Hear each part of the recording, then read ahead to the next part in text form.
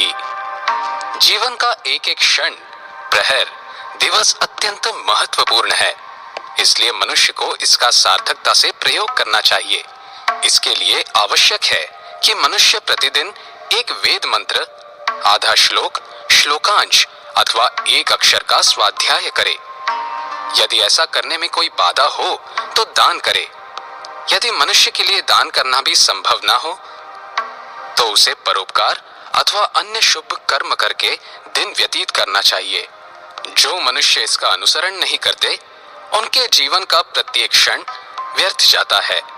कांता वियोगः स्वजनापमानः ऋणस्य शेषम को नृपस्य सेवा दरिद्र भावो विषमा सभा च विनाग्निमेते प्रदहंति कायम। मनुष्य के जीवन में कुछ ऐसे दुख होते हैं जिन्हें भुलाना असंभव होता है।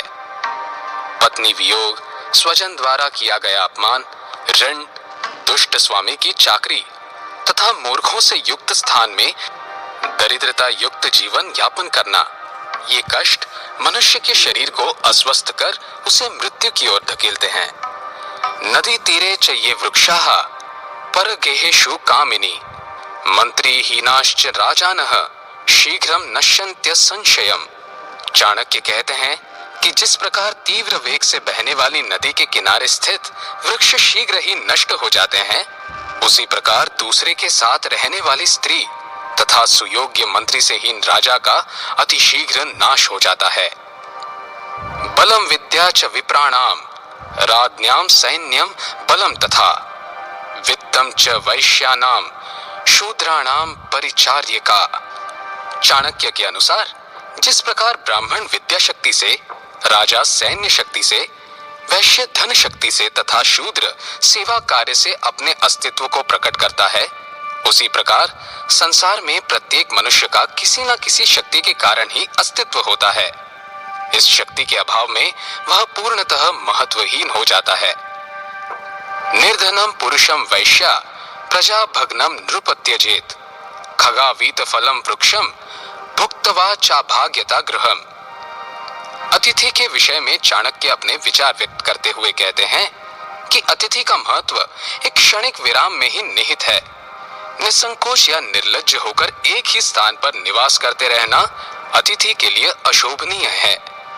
इसलिए जिस प्रकार वेश्या निर्धन पुरुष को, प्रजा पराजित हुए राजा को तथा पक्षी सूखे वृक्ष को छोड़ देते हैं, उसी प्रकार भोजन के उपरांत अतिथि को भी साधुवाद करके वहां से अतिशीघ्र चले जाना चाहिए।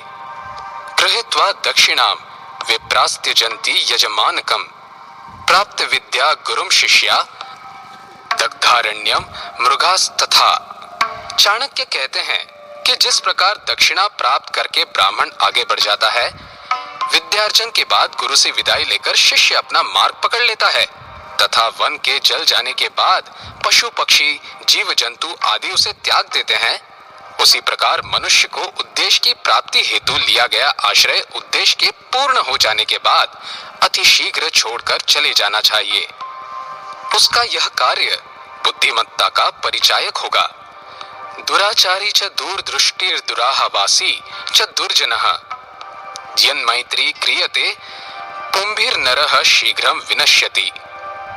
दुराचारी, पापी, दुर्जन तथा दुष्ट स्वभाव वाले व्यक्ति की संगत से बुद्धिमान एवं विवेक युक्त मनुष्य भी कुछ समय उपरांत नष्ट हो जाते हैं। इसलिए ऐसे मनुष्य की मित्रता से बचना चाहिए।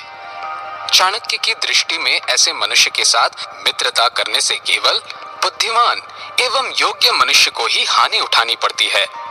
ऐसे मनुष्य कोयले की खान के समान होते हैं, जहां हर कोई काला हो जाता है।